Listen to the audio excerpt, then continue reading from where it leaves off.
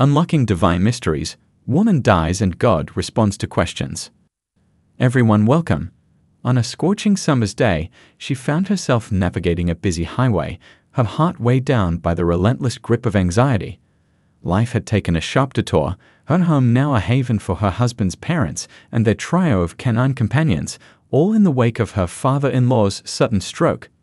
In the midst of the whirlwind, 6 children and a loyal dog added layers of commotion. Yet, amid the chaos, the unwavering value of family stood as a guiding light. Her mission that day was a seemingly straightforward one, a swift detour to collect her hard-earned paycheck before the impending 3:00 p.m. work shift. Little did she know, this mundane task was on the brink of an unexpected transformation. In the swift lane, a left-lane tire drummer unveiled itself. The car had decelerated, coercing her to apply the brakes. In her rearview mirror, an eerie specter materialized, the grille of an approaching semi-truck, a chilling harbinger of her imminent fate. Overwhelmed and gripped by fear, she whispered, "I can't believe I'm going to die today." The truck's cataclysmic embrace, a mere few heartbeats later, hurled her beyond the boundaries of time and into an ethereal, tranquil realm.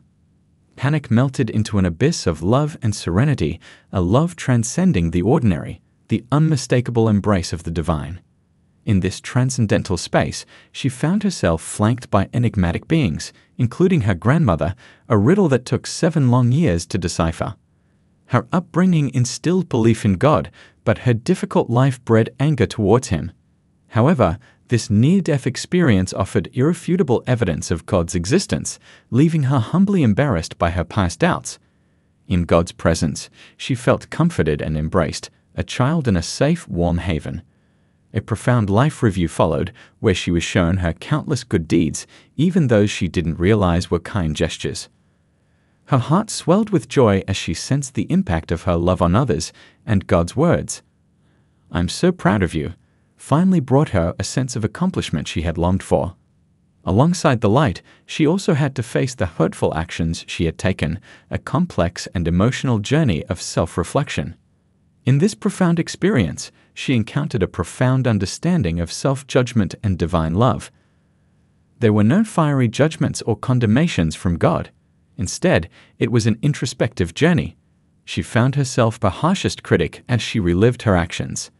It was a lot like those moments in her childhood when her parents caught her doing something wrong. The inner remorse was undeniable during this soul-searching review. God wasn't reproaching her or warning of hellfire. This wasn't the wrathful deity she'd been raised to fear. Realizing that God had already forgiven her was the challenge. Self-forgiveness proved to be the key.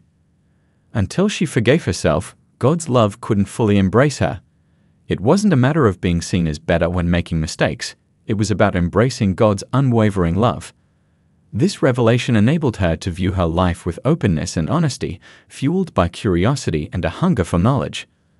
God's love was akin to the unconditional love she felt for her own children, regardless of their mistakes.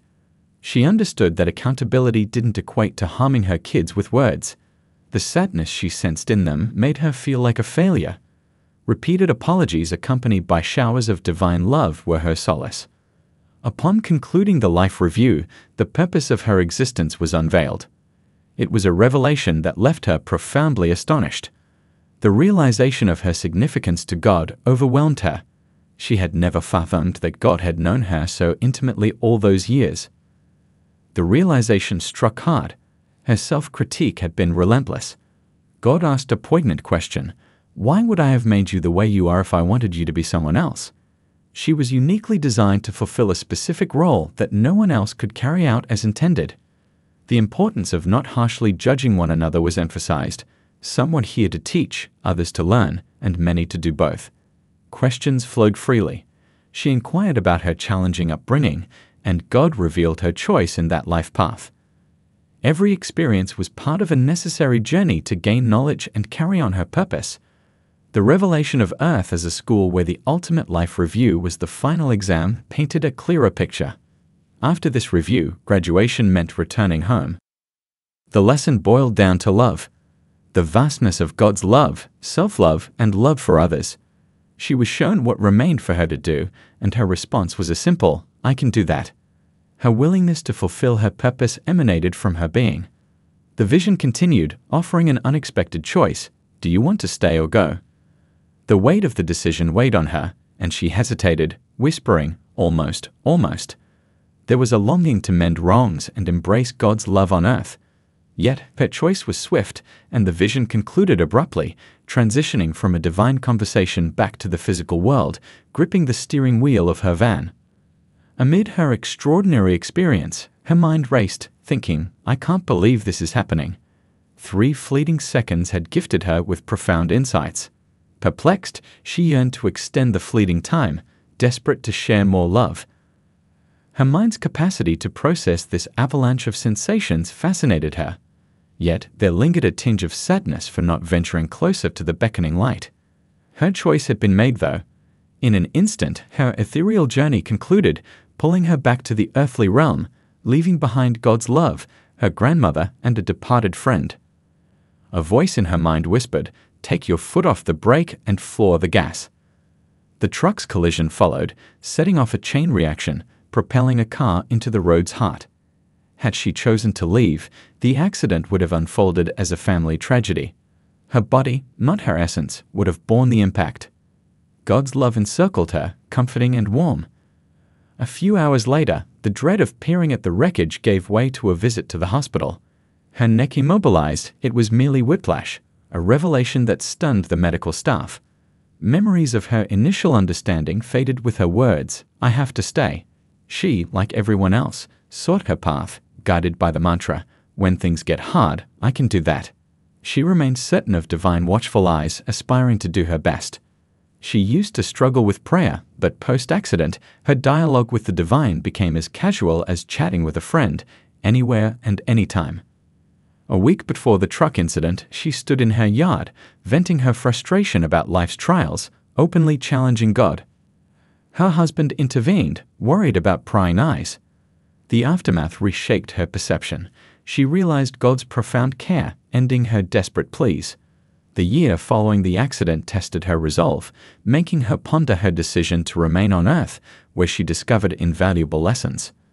Glimpses of sunshine sometimes evoke memories of her homeland, serving as a reminder of God's unwavering love. She now embraces life's challenges as adventures and gleans wisdom from every experience.